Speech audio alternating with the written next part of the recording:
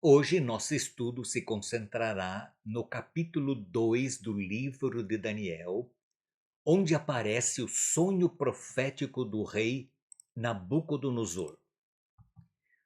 O que o rei Nabucodonosor, que era rei da Babilônia, queria dos sábios que convocara numa determinada manhã?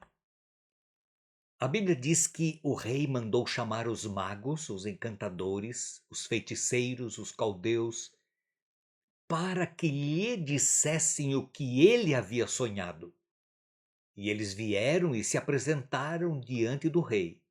E ele lhes disse: Tive um sonho e fiquei perturbado, querendo saber que sonho foi esse. Então, o que o rei queria com os sábios da Babilônia?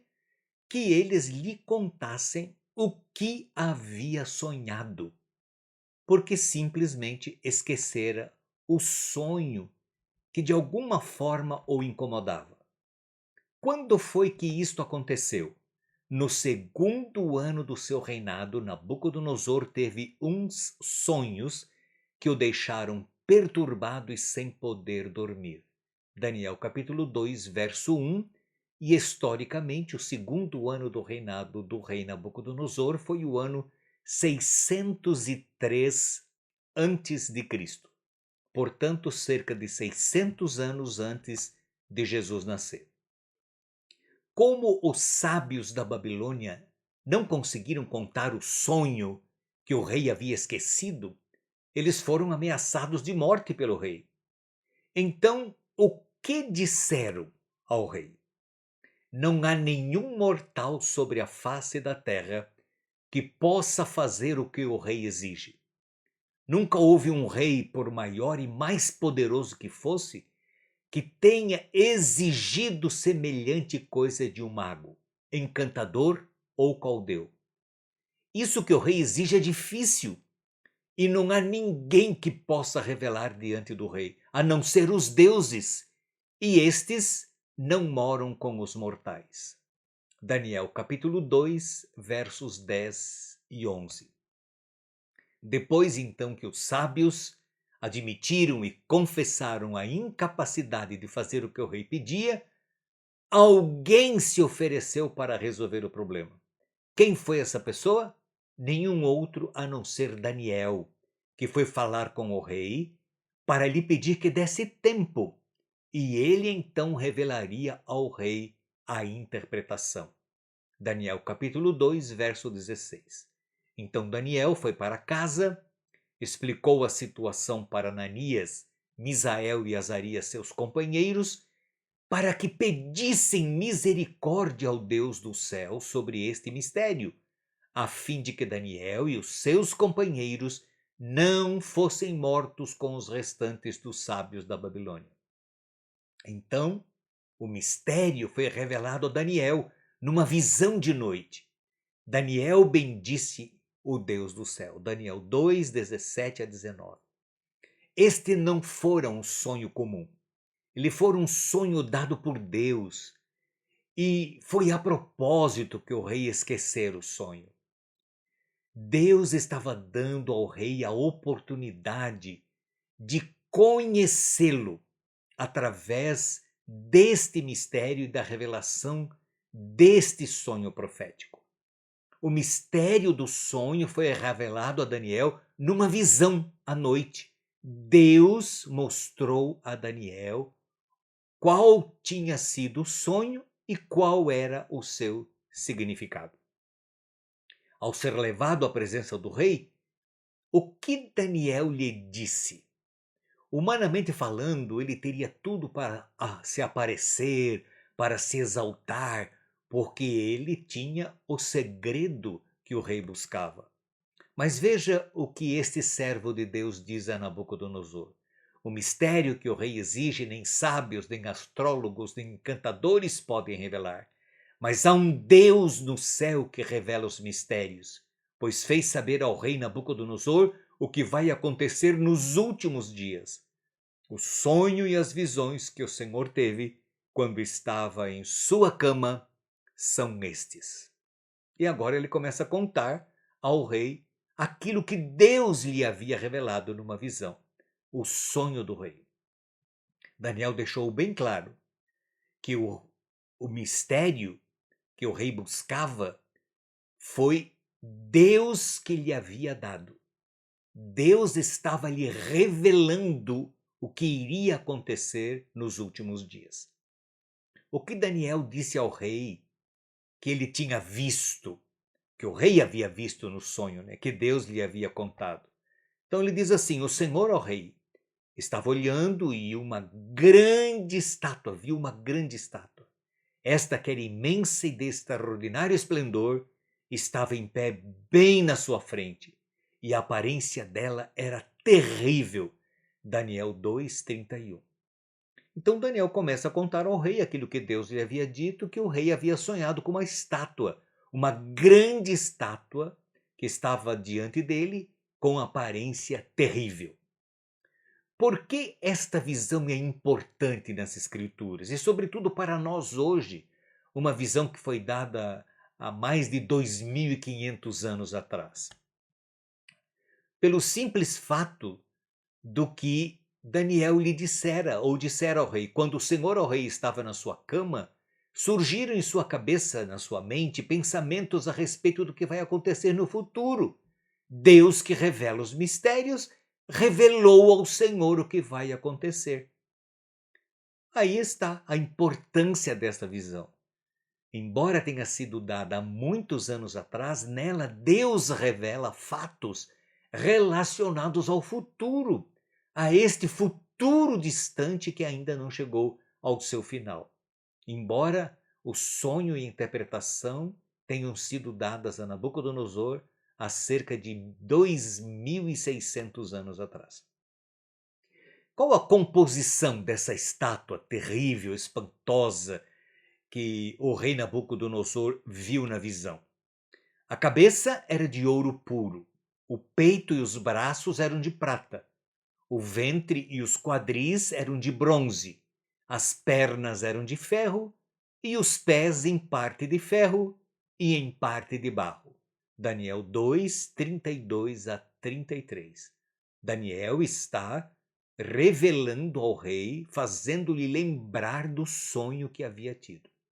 Uma grande e terrível estátua, cuja cabeça era de ouro, peitos e braços de prata, quadris e ventre de bronze, pernas de ferro e os pés uma mistura de ferro e de barro na parte dos pés e dos dedos da estátua. O que aconteceu com a estátua? Uma pedra, enquanto o Senhor estava olhando, continua Daniel dizendo ao rei, uma pedra foi cortada sem auxílio de mãos, atingiu a estátua nos pés de ferro e de barro e os despedaçou. O ferro, o barro, o bronze, a prata, o ouro foram despedaçados no mesmo instante e se fizeram como a palha das eiras do verão. O vento os levou e deles não se viu mais nenhum vestígio. Mas a pedra que atingiu a estátua se tornou uma grande montanha que encheu toda a terra. Daniel 2, versos 34 e 35. Então aqui está o sonho do rei Nabucodonosor.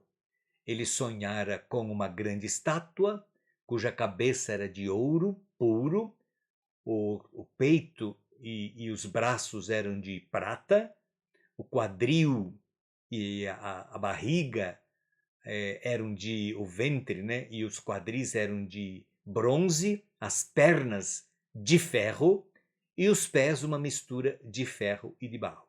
Quando o rei olhava para essa estátua, que lhe chamava atenção, dada a sua aparência, uma pedra, sem ninguém ter jogado, sem ninguém ter cortado, veio, bateu bem nos pés da estátua, destruindo-a completamente. E essa pedra que destruiu a estátua cresceu, se tornou uma grande montanha e encheu toda a terra. Como então Daniel concluiu a narrativa do sonho? Ele diz assim: este é o sonho, e também a sua interpretação diremos ao rei. E agora ele começa a interpretar o sonho. O Senhor, ó rei, que é Rei de Reis, a quem o Deus do céu conferiu o reino, o poder, a força, a glória, em cujas mãos foram entregues os filhos dos homens, onde quer que eles habitem, e os animais do campo e as aves do céu, para que dominasse sobre todos eles. O Senhor, ó Rei, é a cabeça de ouro. Daniel 2, 37 e 38. Daniel começa a interpretar o sonho e diz ao rei que aquela cabeça de ouro da estátua é ele, é o seu reino, o reino da Babilônia. Qual seria a natureza do reino que sucederia à Babilônia? Depois do Senhor, continua Daniel falando, se levantará outro reino inferior ao seu. Daniel 2, 39. Naquela noite, antes de dormir, antes de ter esse sonho, Nabucodonosor pensava em sua cama, diz a Bíblia, do que aconteceria depois dele. Que reino haveria? Quem governaria depois dele? E Deus lhe revela. Depois do Senhor haverá um outro reino, só que inferior ao seu. Quem foi o último rei da Babilônia?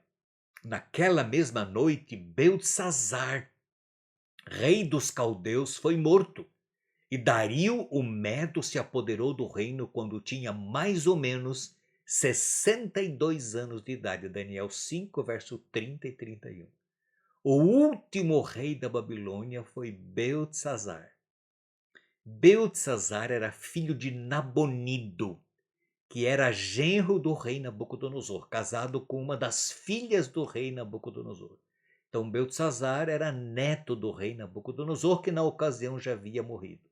O rei era Nabonido, o pai dele, que estava fora da cidade de Babilônia, e Beltesazar estava como corregente do pai, como rei em Babilônia.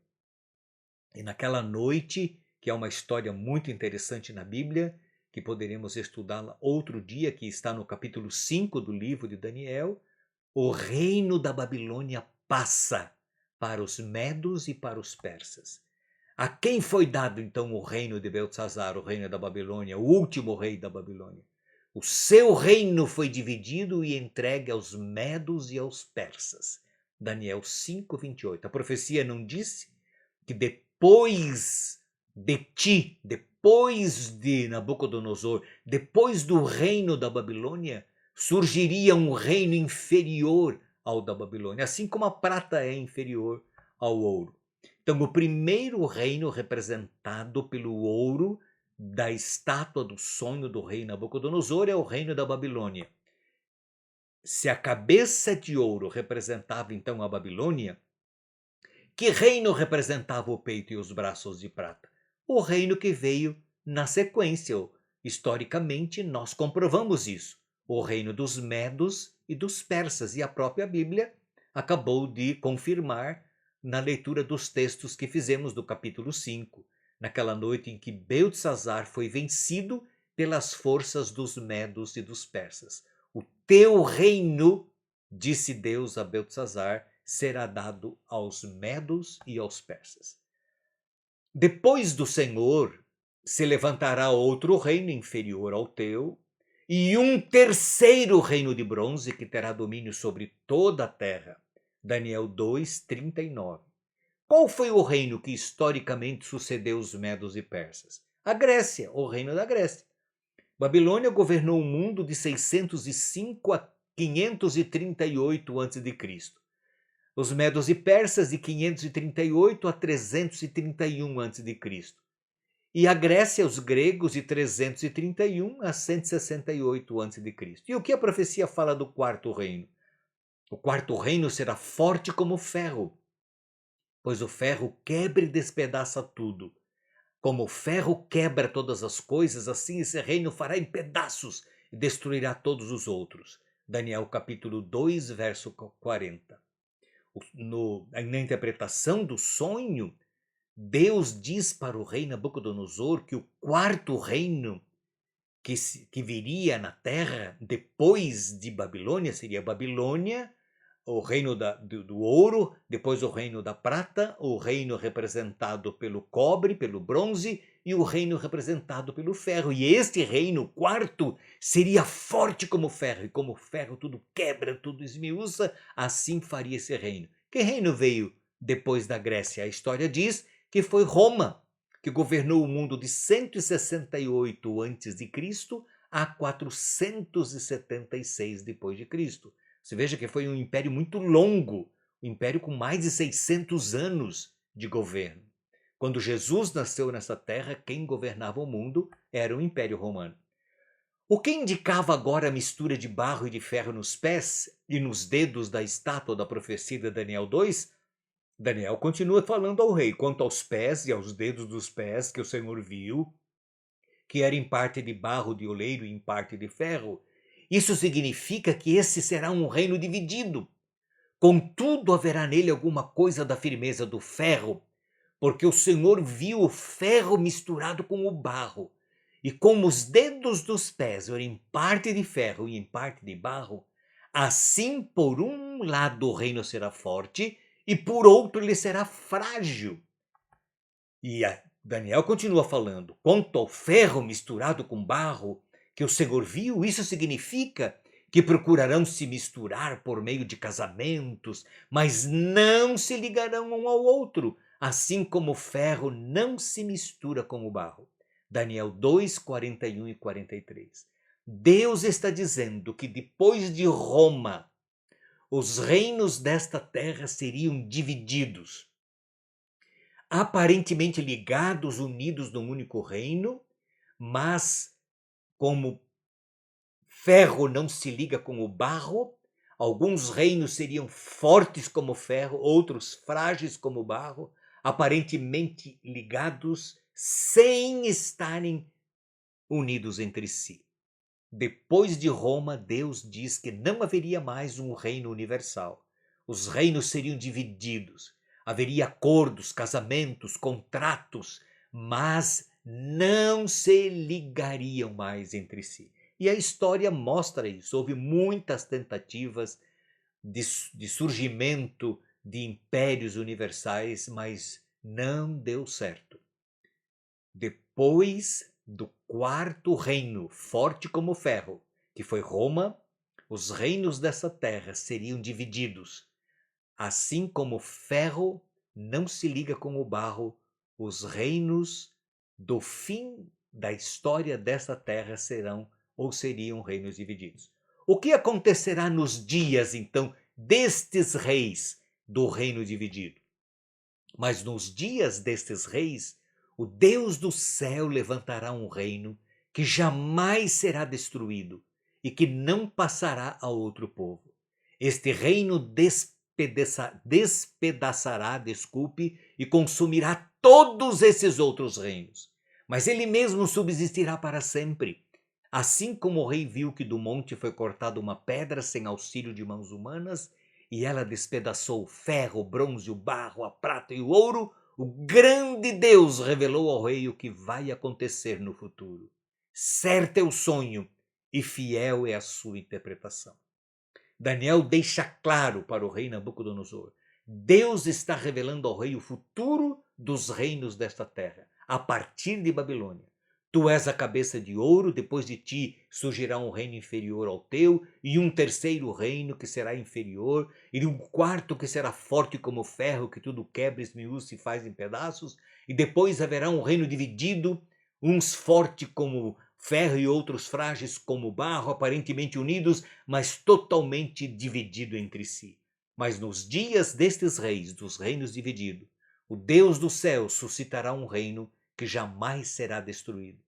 Assim como a pedra não cortada, não lançada por ninguém, feriu a estátua nos pés dessa mistura de ferro e de barro, destruindo toda a estátua, Deus vai suscitar um reino nos dias destes reis que jamais irá passar.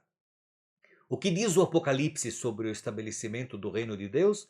O sétimo anjo tocou a trombeta e houve no céu vozes fortes dizendo: o reino do mundo se tornou de nosso Senhor e do seu Cristo, e ele reinará para todo sempre. Apocalipse 11, verso 15. Jesus é a pedra que, quando vier nos dias em que vivemos, porque vivemos nos dias dos reinos divididos dos pés e dos dedos da estátua do sonho de Nabucodonosor. Você viu por que é importante este sonho profético que foi dado por Deus a Nabucodonosor há mais de 2.500 anos? Esse sonho ainda não se cumpriu. A última parte falta se cumprir, que é a vinda da pedra. E é esta pedra, que é Jesus, quando ele voltar, destruirá todos os reinos deste mundo e estabelecerá um reino que jamais será dividido, que é o reino de nosso Senhor Jesus Cristo. Aquele que dá testemunho destas coisas, diz Apocalipse capítulo 22, verso 18 a 20. Certamente venho sem demora. É o nosso Senhor Jesus quem está dizendo. Amém, vem Senhor Jesus. Então, o nosso Senhor Jesus fala com o apóstolo João, aquele que dá testemunho destas coisas. Que coisas? Das coisas que foram reveladas a João no Apocalipse, diz: certamente venho sem demora. Eu virei, eu voltarei. E João, ao ouvir isso, diz: amém, que seja assim, Senhor. Vem, vem, Senhor Jesus. Quando nós oramos a oração do Pai Nosso, Jesus pediu que orássemos, que rogássemos e que suplicássemos a Deus: venha o teu reino. O reino de Deus será estabelecido. Um reino que jamais irá passar. Um reino eterno e que será dado aos santos do Altíssimo. Babilônia passou, os medos e persas passaram, os gregos passaram, Roma passou, vestígios arqueológicos, ruínas destes reinos existem por aí. E os reinos divididos dos pés e dos dedos da estátua também passarão. Todos os reinos da terra serão destruídos quando nosso Senhor Jesus Cristo voltar. E ele estabelecerá um reino que jamais passará. Um reino eterno. E esta é a promessa que Deus faz para você e para mim. Deus amou o mundo de tal maneira que deu o seu Filho unigênito, para que todo aquele que nele crê não pereça, mas tenha a vida eterna.